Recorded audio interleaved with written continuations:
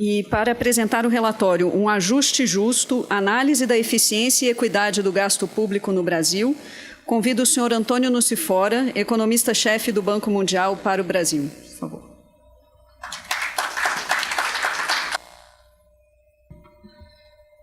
Muito obrigado, é uma honra estar aqui.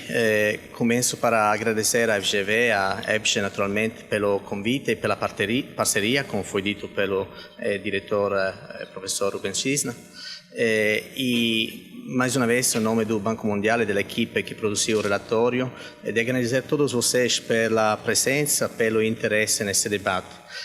Eu não vou apresentar hoje todo o relatório.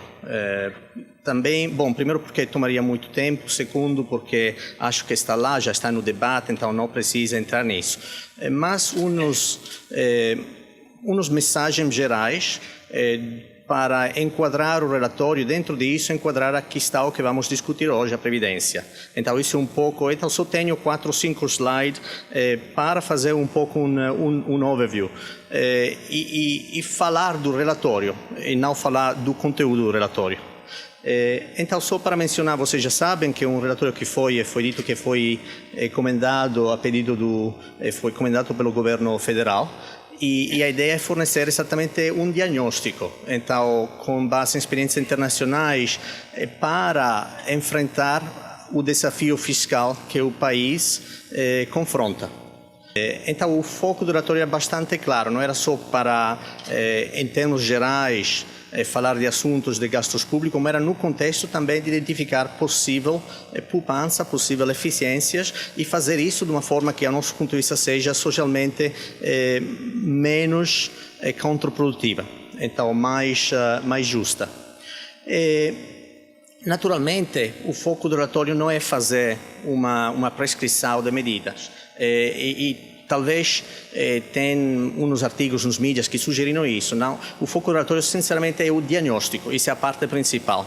Onde tem reformas, medidas que são colocadas no relatório, a ideia é mais para dar um sentido, uma ideia do impacto que esses tipos de mudanças gerariam em termos fiscais e em termos de incidência. Então, a equipe não tentou entrar no detalhe fino de desenhar reformas, não era isso o objetivo. O detalhe fino está muito mais pela parte do diagnóstico, isso sim. Mas quando entra na fase, por exemplo, vocês sabem que em termos de funcionalismo público, identificamos que tem uma grande diferença com o que é pago pelo setor privado, setor público e setor privado. Falamos lá, por exemplo, de reduzir por metade esse prêmio. Mas não tem razão de falar se seja metade, se seja 25%, se de eliminar completamente. Tudo isso não cabe ao Banco Mundial identificar ou decidir. A única ideia de sugerir foi de ver qual seria o impacto se, por exemplo, isso seria cortado pela metade. Mas, mais uma vez, não é a prescrição dizer a metade ou não. Então, a ideia, em geral, das recomendações que são lá, são muito mais no sentido de quantificar um pouco, de concretizar um pouco o que seria o impacto dessas medidas do ponto de vista fiscal, do ponto de vista social. Sem pretender de nenhuma forma entrar no detalhe de desenhar a medida, porque isso não cabe ao Banco Mundial, cabe aos brasileiros, cabe ao Congresso. Mas a parte importante, enfrentando esse ajuste fiscal, é discutir essas coisas e que diferentes políticas têm impactos diferentes, naturalmente. E então a contribuição do relatório tenta ser exatamente isso. É provocar um debate, tocando os pontos que talvez a vezes são também deixados fora da discussão nacional, os que têm direitos bem consolidados, têm grupo de interesse, tem coisas que é quase impossível discutir em Brasília ou no Congresso. Então o Banco Mundial pode, com mais facilidade talvez, colocar isso num contexto internacional e identificar quais são os pontos fora da curva. Para se vocês verdadeiramente querem fazer isso, manter isso ou não. Então isso é um pouco o sentido do relatório. Estimular o diálogo. Nesse sentido, também agradeço muito os mídias brasileiros que facilitaram esse debate. Acho que isso é importante para exatamente começar um diálogo, entrando nas eleições, entrando nos anos futuros. As mensagens principais do relatório, eu sou de lá de reformas, de coisas pontuais nos setores que são discutidos. Eu queria um pouco extrair de tudo isso, sair a um nível um pouco mais alto e ver quais são as mensagens de um ponto de vista geral. Se eu tivesse que dizer, bom, na verdade, o que é que esse relatório diz? relatório mais ou menos das 4 mensagens. Bom, primeiro, e que sim tem que fazer um ajuste das contas públicas. Eu vou entrar brevemente nisso numa slide depois, mas sim tem que fazer um ajuste das contas públicas, e esse ajuste vai ser um desafio muito grande para o país. Então, a mensagem do relatório é que não dá para deixar as políticas que vão ser necessárias, não dá deixar isso ao caso, não dá deixar isso a fazer um pouco cada vez. Tem que planejar isso ex ante, porque vai portar a grandes mudanças em termos de contributos de diferentes partes da sociedade no Brasil. Então, isso tem que ser avaliado no complexo e planejado no complexo. Então, isso é a primeira mensagem. O segundo é a Previdência. Vamos discutir de hoje isso, que é a razão principal para esse desequilíbrio estrutural nas contas públicas. No final, volta para a Seguridade Social, volta para o sistema de previdência.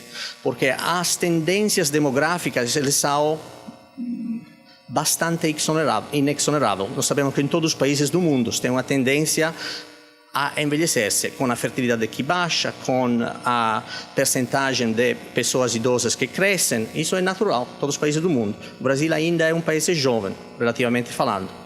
Então, essa tendência vai verificar-se no Brasil, essa tendência vai ter impacto no sistema de previdência e, então, as tendências nascentes que já são visíveis na previdência vão se acentuar nos próximos anos e vão acentuar, com isso, esse desequilíbrio fiscal.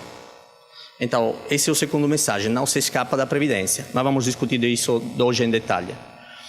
Terceiro, que tem muitos programas que pretendem, muito gasto do governo, que pretendem ser socialmente equo, que pretendem facilitar mais as camadas mais pobres da população brasileira e, em realidade, fazem o oposto.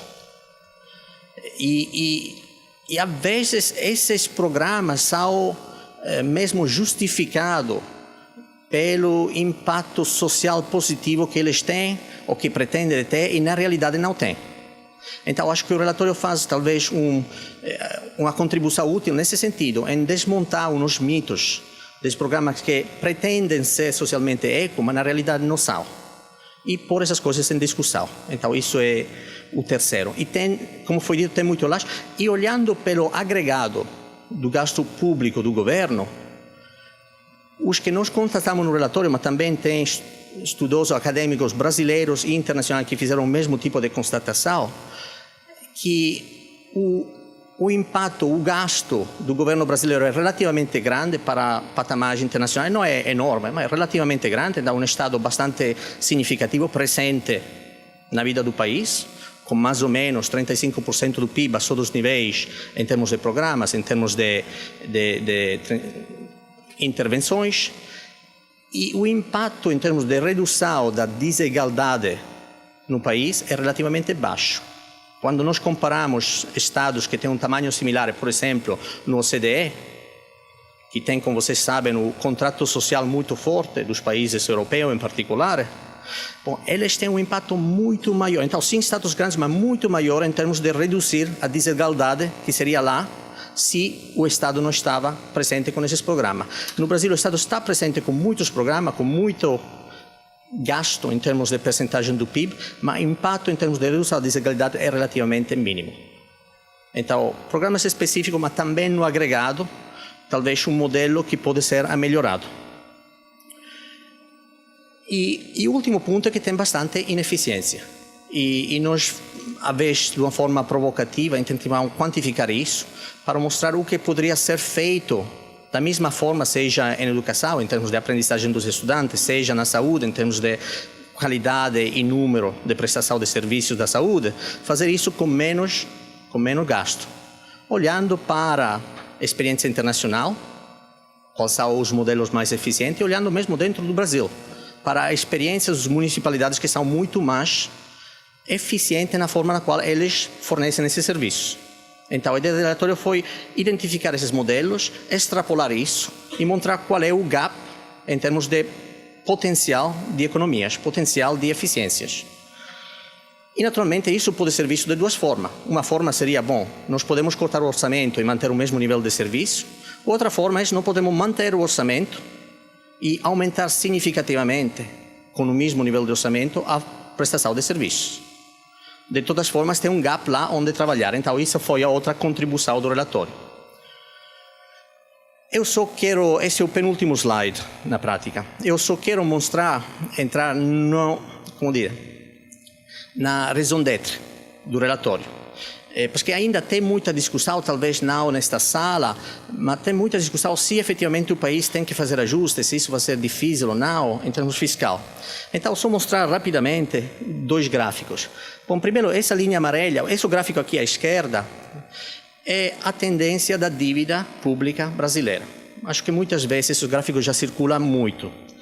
E o que está claro é, utilizando o nosso modelo fiscal, que tem pressupostos um pouco, como dizer, prudentes, mas bastante em linha com os pressupostos mesmo do governo. Então, nada fora da curva, nada tão, como dizer, conservador. Mas prudentes porque sempre quando estamos a olhar para o fiscal, estamos a olhar com a dívida, é melhor naturalmente fazer as contas com um pouco de prudência, não pensar que vai ter crescimento de receita excepcional, etc. Não, restar num patamar um pouco histórico. Então, com isso, as tendências em termos de crescimento da dívida vão para essa trajetória quase explosiva que vai acelerar. Você 20, 21, 22, 23, até 2030, um patamar de perto de 140, 150 da dívida. Isso é a definição do Banco Central, não é a definição do FMI. A definição do FMI seria mais 10 pontos, mais ou menos. Agora, isso não é um problema. Tem estados que têm dívida mesmo superior disso. A Itália, eu sou italiano e peço desculpa pelo sotaque, pelo zero de português, mas a Itália tem dívida que está já lá, 140, 150, o Japão mais de 200%. Mas tem um problema que é na diferença entre esses estados e o Brasil, em termos de profundez dos mercados financeiros, em termos de capacidade de pagamento, e mais importante, tem a velocidade de acumulação da dívida. Esse portaria, na nossa avaliação, uma situação onde o mercado perderia confiança na capacidade do Brasil de controlar essa tendência.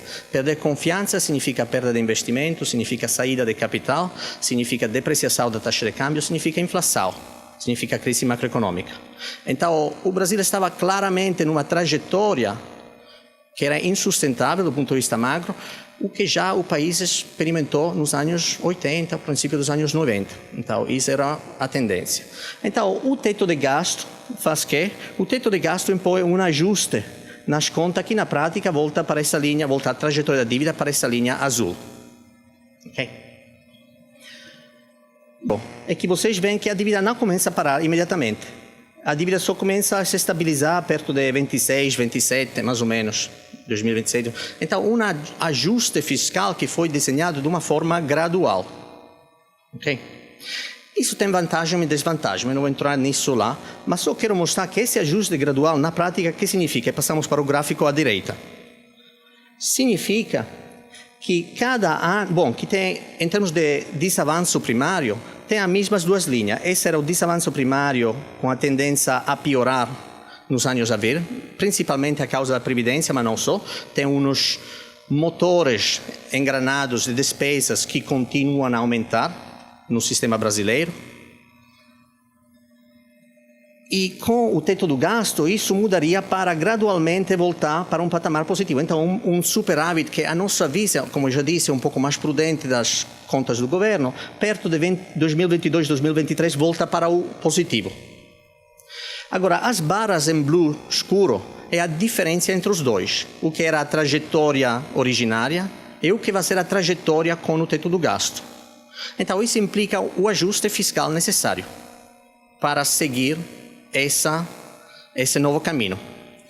Como vocês veem, o ajuste não é muito largo, é 0,5%, 0,6% do PIB cada ano, quando o sistema entra em regime. Okay? Então, quando o crescimento volta para 2,5%, a inflação volta perto de 4%, em linha com as metas do Banco Central, etc. Mas o que eu quero destacar é que mesmo esse pequeno ajuste anual, num período de uma década, que é o que é necessário para estabilizar a dívida, como nós vimos aqui, então precisa fazer esse ajuste. Num período de uma década, isso corresponde a mais ou menos 5,5% do PIB. Agora, 5% do PIB é 1/4 do orçamento federal. Imagina se cortar 1/4 do orçamento federal significa voltar a um orçamento que existia ao começo dos anos 2000, mesmo fim dos anos 90. Então, isso não é coisa simples. Isso não é coisa... Vocês veem mesmo em termos de discussão da Previdência, que como vocês veem, na proposta original do governo, tinha um impacto de mais ou menos 2%, agora mais ou menos 1,5%, 1,6%. Bom, mesmo isso gera tanta discussão. Imagina se chegar a um ajuste de 5%. Então, isso para dizer que mesmo se seja gradual, o desafio é muito largo e por isso precisa discutir quem vai pagar a conta, como vai ser distribuído. Acho que isso é uma mensagem fundamental do relatório. Quero destacar um último ponto antes de terminar, que o relatório se enfoca pelo lado da despesa. Também é possível fazer ajuste fiscal pelo lado da receita. Eu acrescentaria mais, tem também operações que tecnicamente nós chamamos como economista abaixo da linha, que são operações de financiamento, que no Brasil são muito elevadas, incluem o custo de gestão das reservas internacionais, inclui o custo da dívida, inclui as operações quase fiscais para financiamento dos bancos públicos. Então, lá também, com certeza, tem possibilidade de melhorar. Não no sentido de reduzir artificialmente a taxa de juros, como eu vi nos mídias, etc. Isso é impossível. A taxa de juros, na prática, é resultado da política fiscal, política monetária, e que é, em si mesma, também resultado da política fiscal. Então, isso é um pouco exógeno. Mas tem, com certeza, operações, por exemplo, qual é o montante de reserva e como vai ser gerida, qual é o montante da dívida, mas como vai ser gerido também. Então, isso, seja em termos de alongar, seja em termos de dívida nacional e internacional, isso implica custos diferentes. E tem, com certeza, todas essas operações quase fiscais. O governo começou a atuar nisso, mudando da TJLP para TLP, para reduzir exatamente esses custos baixo da linha. Agora, quando olhamos para a Previdência, também o Brasil tem um patamar de carga tributária que é bastante elevado, mas não é o máximo internacional. Tem estados, com certeza, na Europa que têm carga tributária mais elevada. Então, seria possível, com certeza, aumentar a carga tributária e contribuir para esse ajuste. O problema que eu vejo lá é que isso não para o motor do crescimento da despesa. Então, não para o motor de desequilíbrio fiscal. Então, fundamentalmente, é preciso atuar o ajuste pelo lado da despesa para o crescimento inexorável, aparece, da despesa primária brasileira. E, com certeza, o lado da tributação pode contribuir, mas isso vai ser uma contribuição una tantum. Pode ajudar, não pode fazer o que tem que ser feito pelo lado da despesa, que é parar a dinâmica. Okay? Então, eu queria destacar esse ponto, acho muito importante. Isso significa que não precisa fazer reforma tributária, que não ajuda? Não, nós sabemos que tem também outras razões que são tanto quanto importantes para a reforma tributária. O sistema brasileiro, todos sabem, não é o Banco Mundial que diz isso, é bem complexo e é bem injusto. Então, a reforma tributária só em si mesmo seria já justificada para atacar esses dois problemas. Aumentar a equidade social e simplificar o sistema. Simplificar o sistema tributário também significa estimular a produtividade, estimular crescimento. Crescimento também ajuda pelo ajuste fiscal. Então, é outra forma também de ajudar. Mas o relatório se enfoca aqui pelo lado da despesa primária, primeiro porque isso é o motor, então tem que se atuar nisso.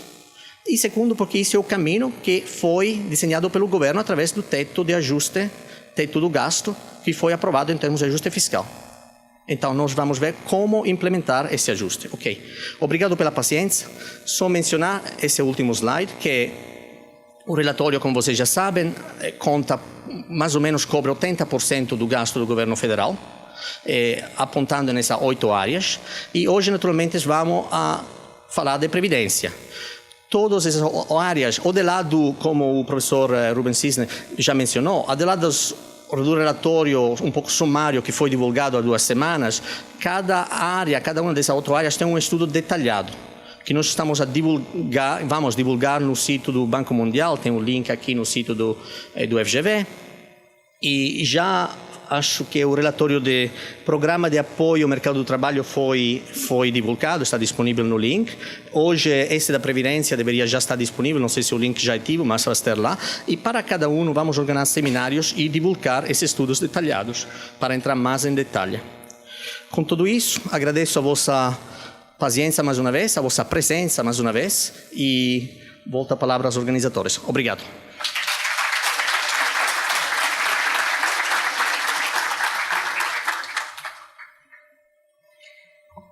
Eu convido agora o senhor Heinz Rudolph, economista líder do Banco Mundial para o Brasil, e a senhora Asta Svinieni, especialista sênior em produção social, para apresentar o estudo Previdência Social, uma conta impagável, parte do relatório Um Ajuste Justo, análise da eficiência e equidade do gasto público no Brasil.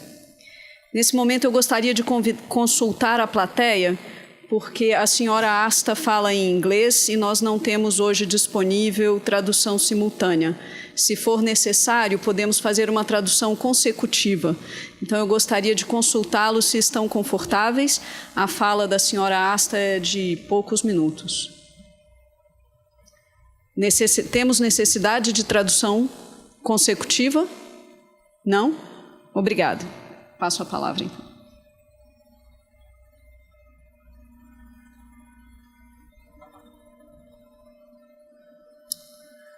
Muito obrigado. Bom dia a todos.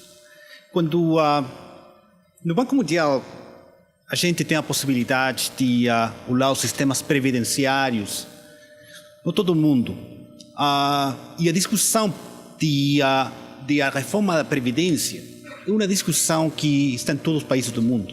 Só aquela região da América Latina, você vai para Chile, Peru, Colômbia, El Salvador e Brasil, por suposto. E a reforma previdenciária está ao topo da discussão pública. Mas quando você entra a sua análise um pouco mais em detalhe e entender o que está acontecendo, não todas as reformas previdenciárias são a mesma coisa. O Brasil é o caso de um país jovem, demograficamente jovem, que tem uma razão de dependência demográfica, que isto é a porcentagem da população com idade de 65 e mais anos sobre a população de idade ativa entre 15 e 65 anos, que é equivalente a qualquer país similar ao países latino-americanos, um país jovem. Mas, deixa eu olhar, aí está Brasil. Então, isto é similar a países como México, Chile, como Peru. Mas quando tem um comparativo com a despesa na Seguridade Social, a despesa previdenciária, Brasil parece mais um país velho, um país europeu. As discussões que tem na Europa sobre a reforma da Previdência, sendo países velhos, são um pouco diferentes também, porque a possibilidade de fazer mais Seguridade Social estão muito cotadas por o crescimento da população. Mas o problema do Brasil é que, sendo um país jovem, tem um sistema previdenciário, tem uma despesa previdenciária de um país velho, é que o país está envelhecendo de maneira muito rápida. O Brasil, por exemplo, para o caso da França, pegou aproximadamente 100 anos, mais de 100 anos, para dobrar a população de pessoas com 60 e mais anos, de 10% a 20%. No caso do Brasil, isso vai acontecer num período de menos de 20 anos, entre 2010 e 2035. Então, o tema cá é o seguinte: como se a Previdência é um tema de longo prazo, como é que um país como o Brasil, que sendo um país jovem, tem uma despesa previdenciária de país velho, como vai enfrentar a situação quando, daqui a ano 2053, a relação de dependência demográfica vai ser exatamente a mesma dos países europeus. A Previdência, o sistema previdenciário que tem que ter Brasil, tem que ser capaz de dar estabilidade fiscal para a despesa previdenciária e não ser um impedimento para o crescimento econômico. Em menos de 2 décadas, o número de aposentados do regime geral, do RGPS, vai se duplicar. O que temos aqui é que hoje o número de contribuintes que fazem um pago total da contribuição, isto é 11%, vai incrementar de aproximadamente 25 mil para 50 mil no ano 2034. E portanto, o número de aposentados e beneficiados vai ser o mesmo. Então, tem um problema que há 20 anos a gente falava que esse é um problema de longo prazo. Hoje, este não é ainda um problema de longo prazo. É um problema que está no bloco próximo. Está muito próximo do ponto de vista de um sistema previdenciário. Qual é a consequência disto? Primeiro vai ser os déficits previdenciários do RGPS. Este gráfico tem os cálculos do Banco Mundial com o modelo de projeção atuarial. E o que estamos olhando cá é que hoje, com um déficit previdenciário de RGPS perto de 1%, um pouco mais de 1%, vai para ir para 16% do PIB no ano 2066. E já no ano 2036, em 2 décadas, isso vai ser perto de 7% do PIB. 7% do PIB. Se você tem um relacionamento com alguma coisa, nos países europeus, tem que ter exige um déficit fiscal de 3%. Isso é a regra do Tratado de Maastricht. Acá estamos falando que apenas com a Previdência vai ter um déficit de 7% para o ano 2036. Isso não é algo sustentável. Isso a nível do RGPS. Se mirarmos agora o caso dos déficits previdenciários estaduais, pegamos casos de 3 estados, Bahia, São Paulo e o Rio de Janeiro. São estados, o caso da Bahia, por exemplo, que no ano 2015 tinha uma dispensa, um déficit previdenciário, como porcentagem da receita corrente líquida de perto de 8%. Este vai ir para, no cenário base, vai para cerca de 30% no ano a começo da década de 2030, 2032, 2033. O mesmo acontece no caso do Rio de Janeiro, mas partindo de um patamar um pouco mais alto. Todo mundo sabe aqui no Rio de Janeiro como está a situação do RPPS estadual, mas a situação só vai empeorar nos próximos anos com o sistema previdenciário que tem atualmente. Então, o tema é que quer dizer isto? Que da receita corrente líquida, de tudo que o governo estadual pode pegar, 30% vai ir para pagar as aposentadorias dos servidores públicos. E aqui acontece o que Antônio estava falando na situação anterior, que o principal motor do desequilíbrio fiscal, no caso do Brasil, é o déficit previdenciário. Se hacemos uma projeção do percentual do PIB, com o percentual do PIB da despesa previdenciária, daqui ao ano 2030, a previdência vai ser o único fator que em si mesmo vai ser um impedimento ao teto fiscal. Ao mesmo tempo, se olhamos o que acontece com a dívida pública e hacemos um comparativo com o que seria o equivalente a uma dívida implícita. Aqui temos, por exemplo, a dívida pública, que hoje é o deuda do Tesouro.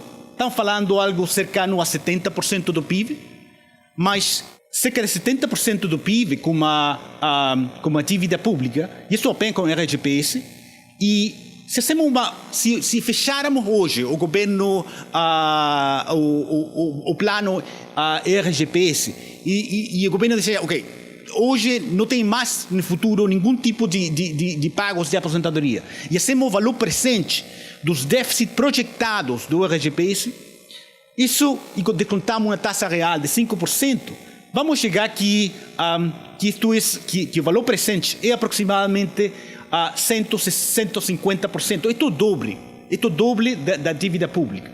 Então, o problema é, ok, estamos olhando a dívida pública, é significativo, 75% está bem, mas a dívida, o que seria o valor presente líquido dos déficits futuros, termina sendo mais significativo ainda. Agora, se hacemos um benchmark do sistema previdenciário brasileiro, quais são os fatores? Por que a despesa previdenciária é grande no caso do Brasil, comparamos com o resto do mundo. Vamos lá ao seguinte, a idade de aposentadoria estimada para o ano 2040, isso por que 2040? Porque muitos países da OCDE e países europeus têm leis aprovadas para incrementar a idade de aposentadoria, e encontramos que temos países como Dinamarca, como Holanda, que têm níveis cerca de 70 anos, 68, 70 anos. E a diferença entre idade e mulher é zero. Não tem nenhum diferencial na idade de aposentadoria de homem e mulher. Se você olhar este gráfico, tem igualização de gênero entre homem e mulher. A única exceção nos países europeus é o caso da Romênia cá, e o caso da OCDE é o Chile, que tem a mesma discussão, que não tem uma lei aprovada para igualizar a idade de homem e mulher. Então, esse é um tema, a igualização. O segundo tema é qual é a idade total.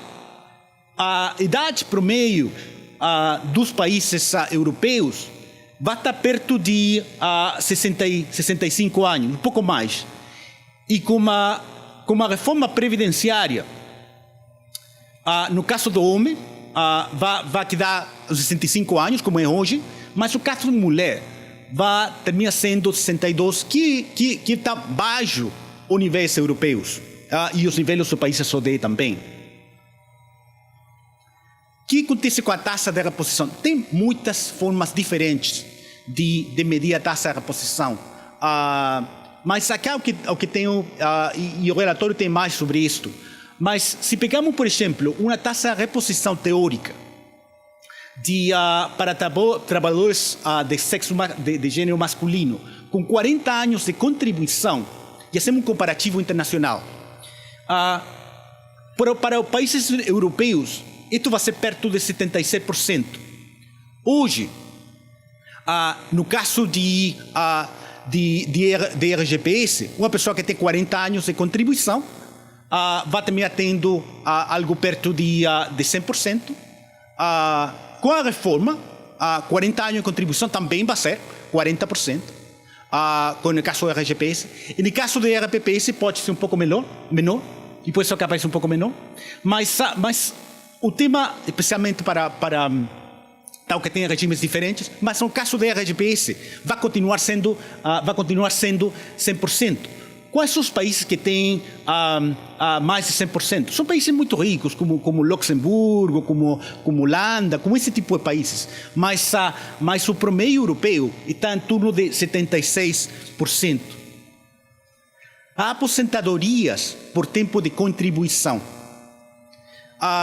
O Brasil tem a possibilidade para as pessoas que participam no RGPS de ter aposentadorias por tempo de contribuição. Isso não é algo que é comum no resto do mundo. Se olharmos este gráfico exaustivo, onde estão todos os países que têm aposentadoria por tempo de contribuição, a maioria dos países com aposentadoria por tempo de contribuição são países de Oriente Médio e África, como Iraque, como Líbano, como Síria, que tem outros problemas, antes de falar dos temas da Previdência, você sabe. No caso da América Latina, só o Equador, que tem que fazer esta reforma, tem que ter um diálogo hoje dentro do governo para fazer a reforma. O Brasil. No caso da Europa, é apenas Itália.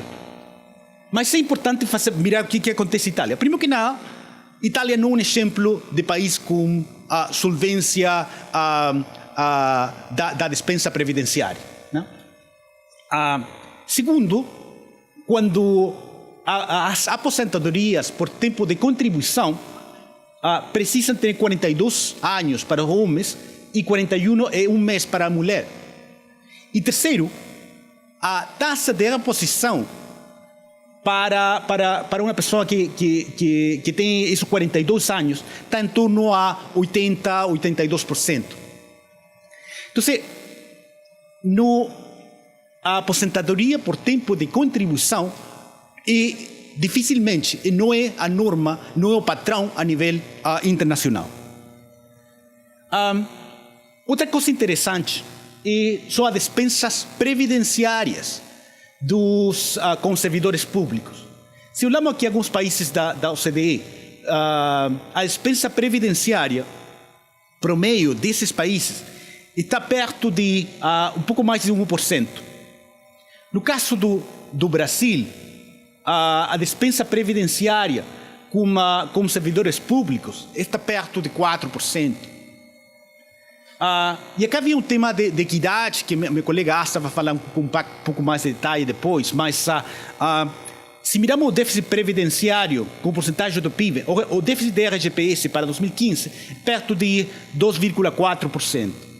O RPPS da União é 1,2%. Estamos falando a metade do déficit. E o RGPS, a metade do déficit da RGPS é o RPPS da União.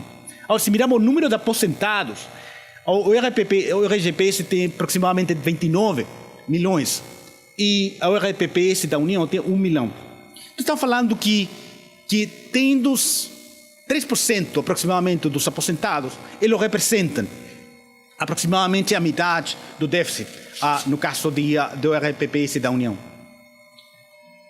Então, vamos falar agora um pouco sobre a incidência dos subsídios previdenciários. Eu vou passar a palavra para a minha colega Asta Sviniana.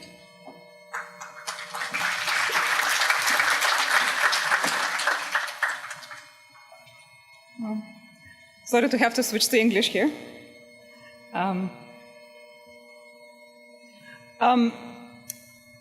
So first, we've talked about the total spending. We talked about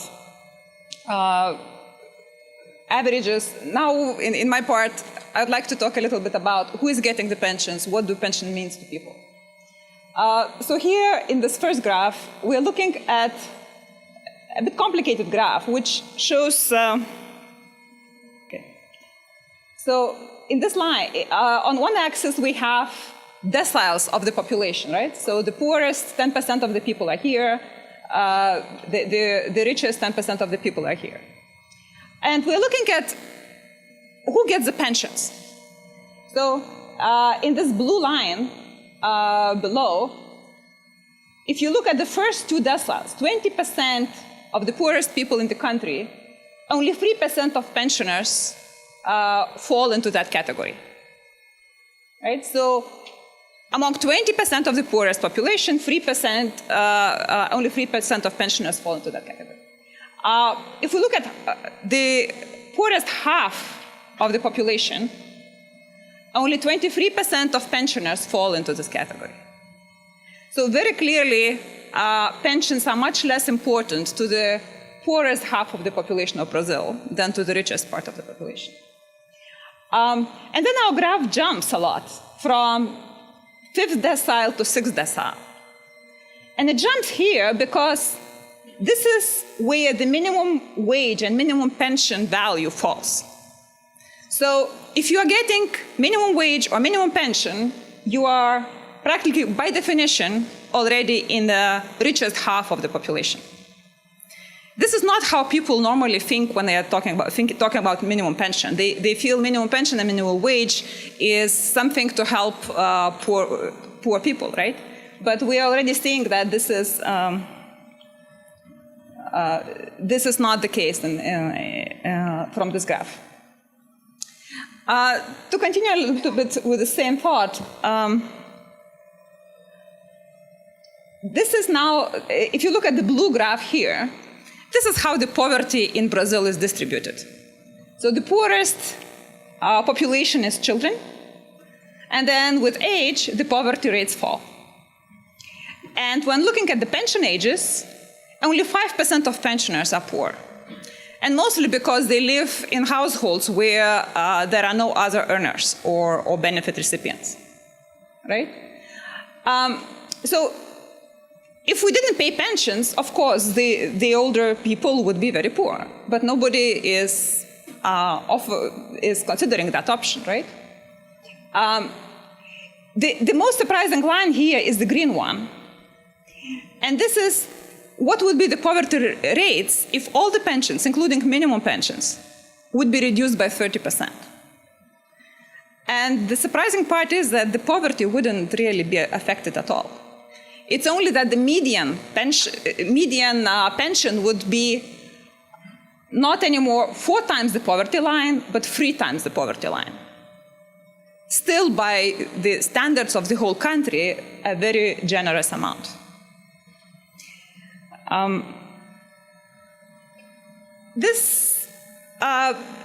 If we understand what's happened in the previous slide, this slide then is not very surprising.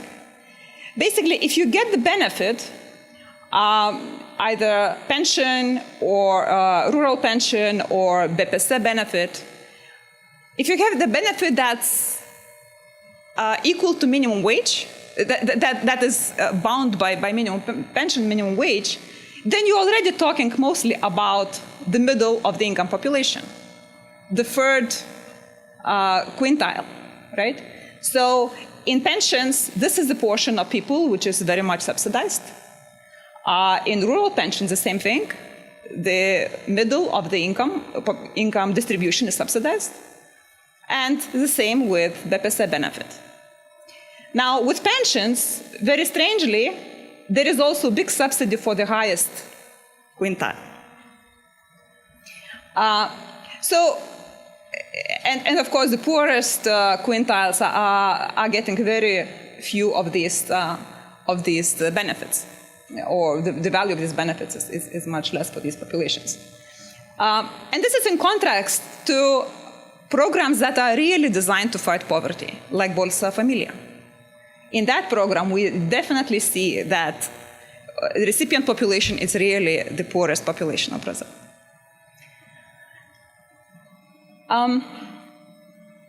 So who is getting these subsidies, right? How do we go from the deciles and income distribution to actually real people? So in this graph, what we try to do is, for the RGPS benefits, we try to think about 3 different people. The first one is a person who earns free minimum wages, already quite strong linked to labor market. The contribution density is practically 100%. And this is a person who usually right now retires through the length of service option. So he or she achieves 35 or 30 years and retire relatively young. Now this person gets a lifetime subsidy from the system that equals 32 annual minimum wages. That sounds like a lot, right? So for 32 years, this person is getting a minimum pension benefit. And this is actually not a poor person, right? This is somebody who has income of equal to 3 minimum wages. Now, our second person is only earns 2 minimum wages. The contribution density is only 70%, so there is some sporadic employment here. This person usually is not able to retire through length of service program. He or she retire through the IDAGE program, but they stay above the minimum pension level, right? And they also get a relatively high subsidy of 22 annual minimum pensions. And the subsidy is higher than for this third person, who is a minimum wage worker, because here the pension is higher. For comparison, the BPC recipient is receiving the pension for fewer years. It doesn't get the 13th pension, so the transfer is lower. Rural pensioners get 29 annual minimum pensions practically for free, right? And all of these numbers are really high numbers. But they pale in comparison to what's happening with the RPPS system. And here we're talking about, we took examples from Rio de Janeiro civil service pension scheme. And we're looking at the teachers, at military, at other executive civil servants, and at legislative and judiciary persons. And here, mostly because they are getting very high wages, which translate into very high pensions, in terms of the size of the subsidy, the nominal size of the lifetime subsidy, these numbers are really enormous. 251 years of minimum pension payment for this person, right? Now, you can see that this is only true for the pre-2003, for people who joined civil service before 2003, right? If you joined after 2003, you're getting some subsidies, but they are relatively small compared to these big ones here.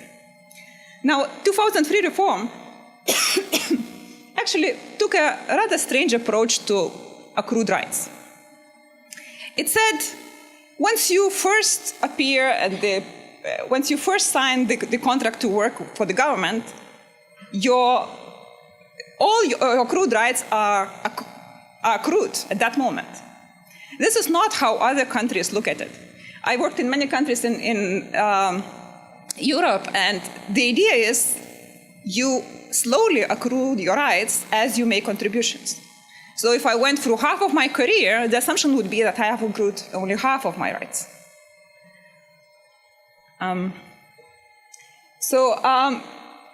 This is just one example on how this can happen, how these high subsidies can happen.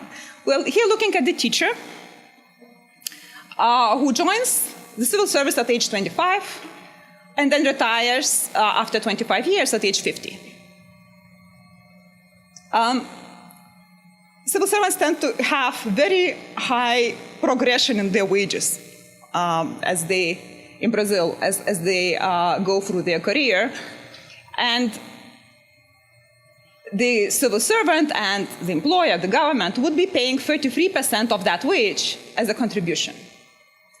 But then once the person retires at age 50, now we're getting 100% of the last wage for a very, very long time. And this doesn't even take into account the survivor pension that probably continues for another few years. So if I compare this little area of contribution with this huge area of pension payments, it's very clear how big the subsidy is. And it might seem like it's fair, legally fair, to keep these contracts, that these are accrued rights. But what's fair legally does not necessarily mean it's morally, ethically fair, right? And I think to think about this point, it's important to understand how the pension systems were born, not only Brazil, but in general, how the idea of pension systems were born. This happened in the first half of the 20th century, not so long ago. And at that point, the contract between generations was, we are going to pay highly subsidized pensions to a few elderly people that we have. But the young generation will have to chip in just a little, everyone, because we have so many young people and so few pensioners. So there was a subsidized pension scheme, but it didn't really cost much to the young generation. Now this world is completely gone. Nobody pays a little anymore, right? People pay 33% in contributions, and then they turn around and pay more in taxes that are going to finance pension system. So that contract has already been breached. That initial idea of older generation getting subsidies, but younger generation not paying much. But it's been breached in a very asymmetrical way. The older generation was assumed to have the accrued right. But the young generation didn't have a right not to have high contribution rates, didn't have the right not to pay higher taxes, didn't have a right to take on debt to pay for these rights, and didn't have a right to get subsidized benefits when they retire, because we see already that in a few decades, these young people, when they are going to be retiring, the subsidies are not there. So I think we're showing lots of graphs, and it's important to look at the details and the numbers. But the bigger questions about the pension system are actually about fairness, about the ethics of that contract. And probably it's not only in Brazil, it's time everywhere in the world to actually review that contract, to face the fact that the expectations that have been built are not sustainable. So I'll stop here and...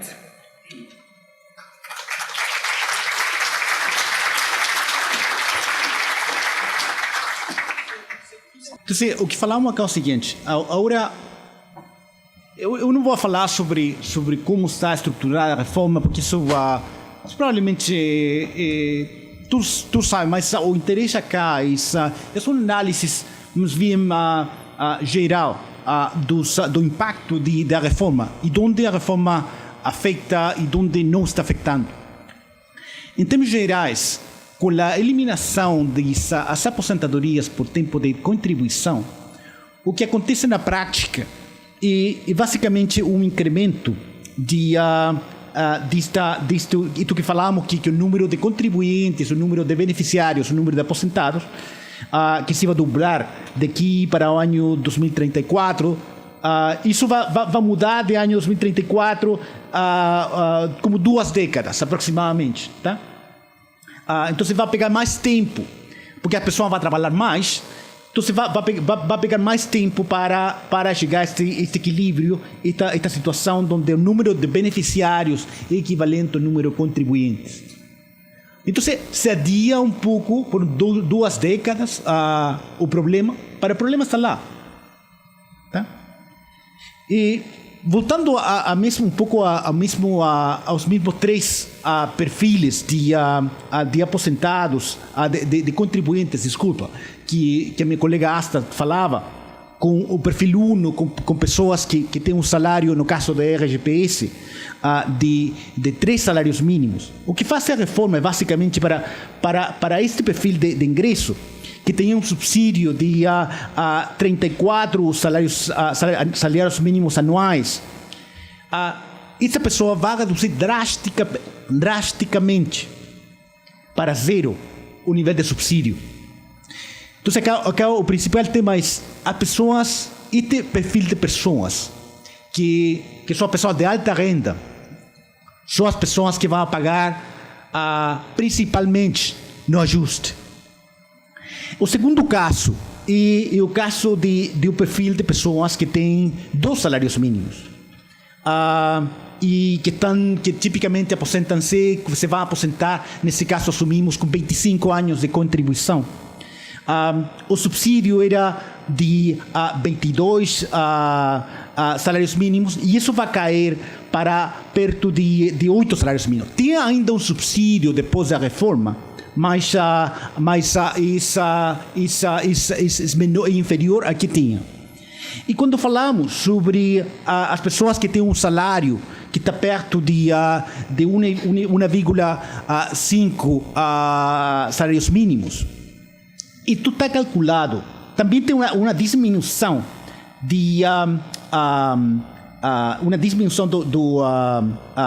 do subsídio, mas isso foi calculado com a proposta de substitutivo. Com essa proposta que está atualmente sendo discutida no Congresso, em que não incrementa de 15 para 25 anos o período de contribuição, provavelmente este perfil de ingressos vai quedar muito similar, não vai ter uma diferença significativa para as pessoas que têm uma contribuição de 1,5 vezes o salário mínimo. Então, o que acontece aqui é o seguinte, que a reforma está ajudando a fazer o sistema previdenciário mais progressivo e, ao mesmo tempo, os grupos mais pobres, mais vulneráveis, são efetivamente protegidos.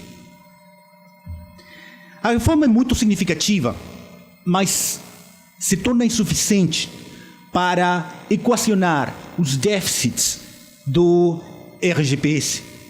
Se olharmos este gráfico, o mesmo gráfico que apresentei ao começo,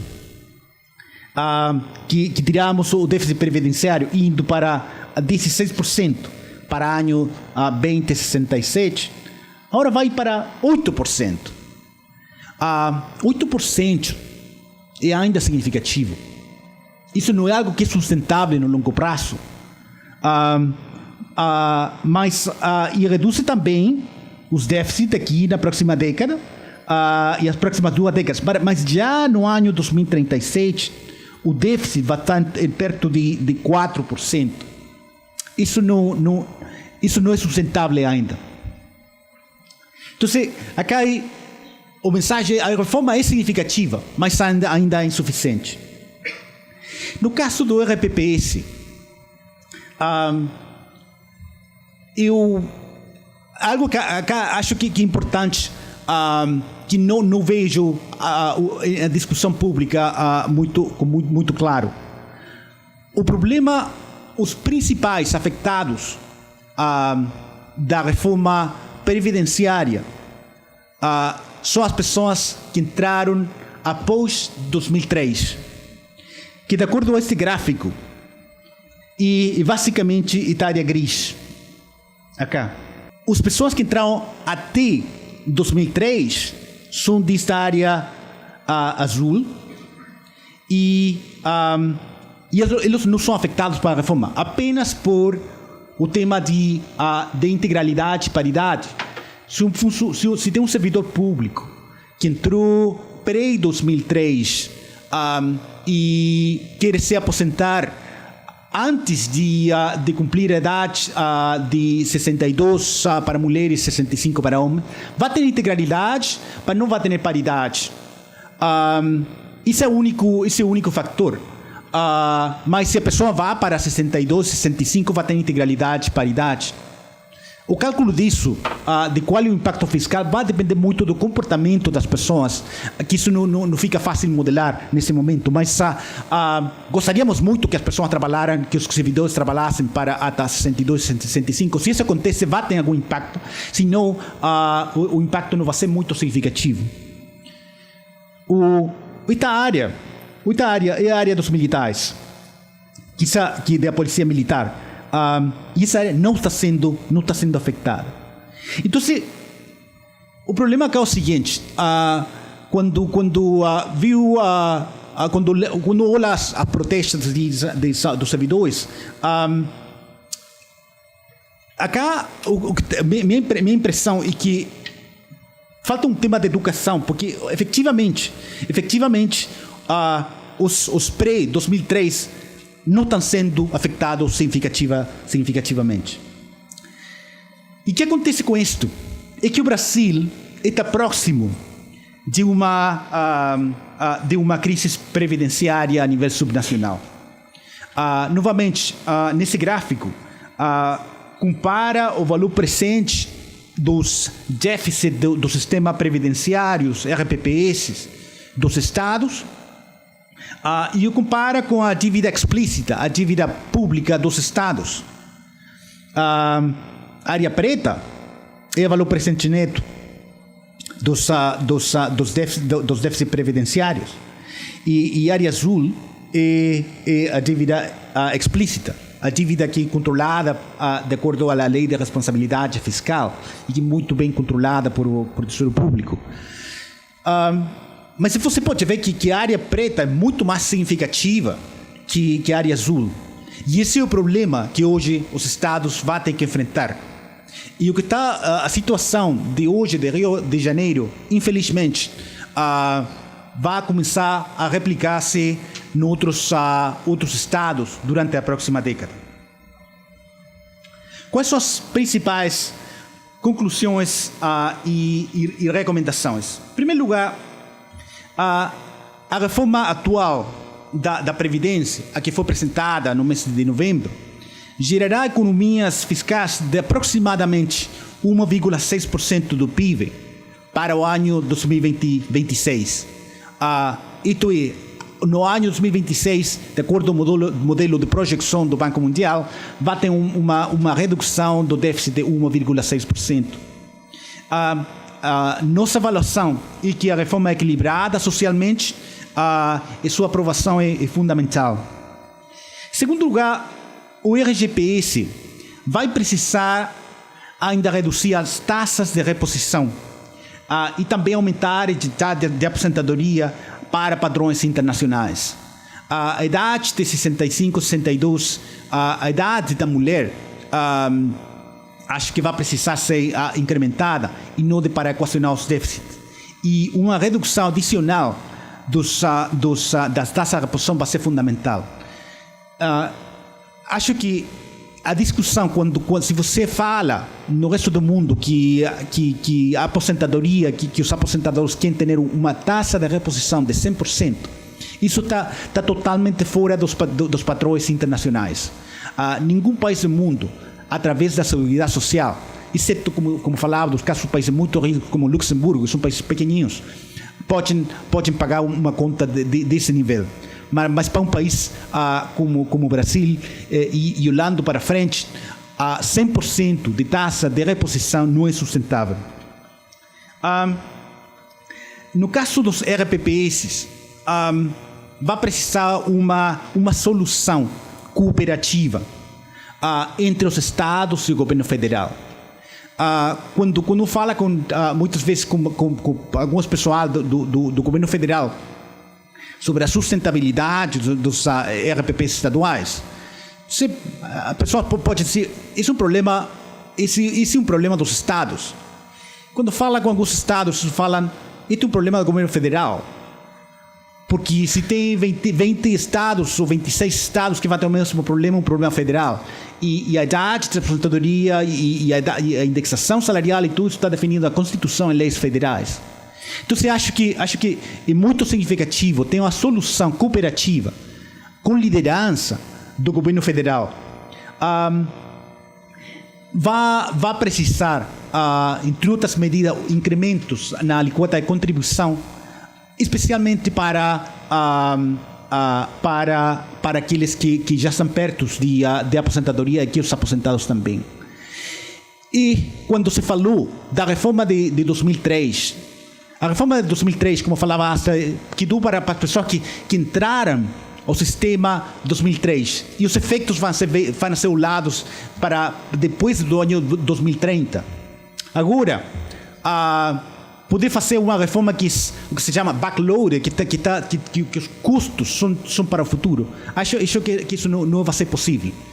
Os custos são tão altos que vai ter que ter um compartilhamento de riscos intergeracionais, que inclui não só as pessoas mais jovens, as pessoas que estão na força de trabalho, e também, provavelmente, as pessoas que já vão se aposentar.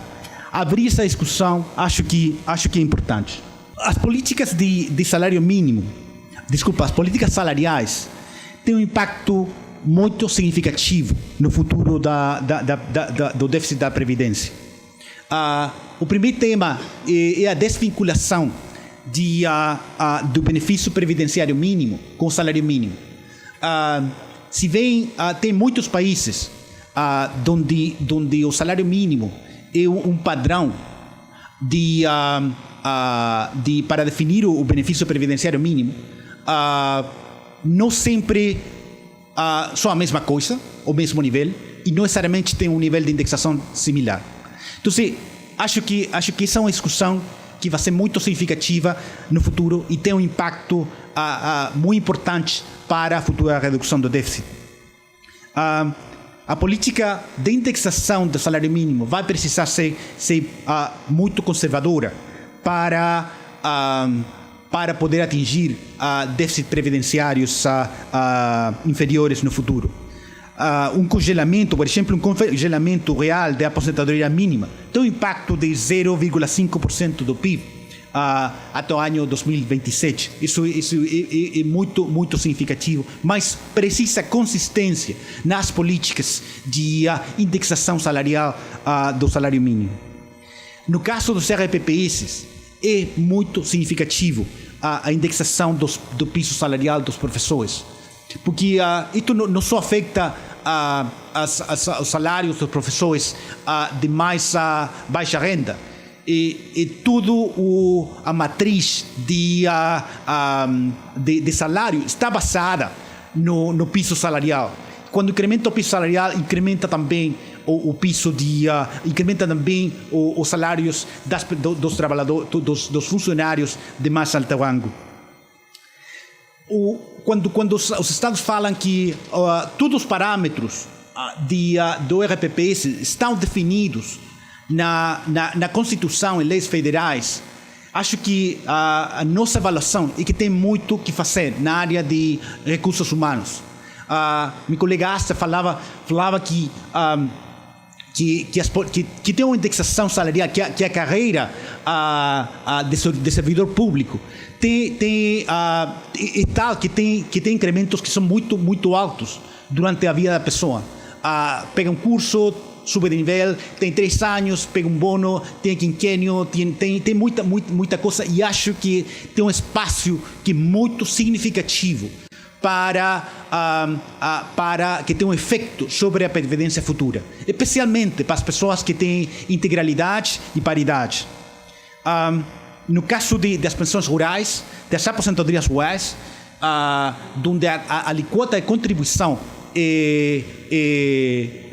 mas bem, que a contribuição é muito pequena, tem sentido reconhecer as aposentadorias rurais como não contributivas, similares ao BPC e outros programas não contributivos. Finalmente, com uma queda da taxa de reposição futura, acho que tem que abrir a discussão sobre a previdência complementar privada, e acho que mirar o FGTS e alguns outros usos de contribuições que estão sendo usadas para outros propósitos e trazer essa discussão para a previdência complementar pode ser algo muito significativo. Falava ao começo sobre a discussão no resto do mundo sobre a previdência complementar, sobre a previdência, e que em todas partes diferentes. Um caso que fica muito interessante é o caso da Holanda, onde por primeira vez vê uma diferenciação entre as pessoas jovens e as pessoas velhas. As pessoas jovens, quando estão vendo que de sua contribuição, 80% de sua contribuição vai para financiar o subsídio das pessoas mais velhas, as pessoas já estão dizendo: eu não estou disposto para pagar essa conta.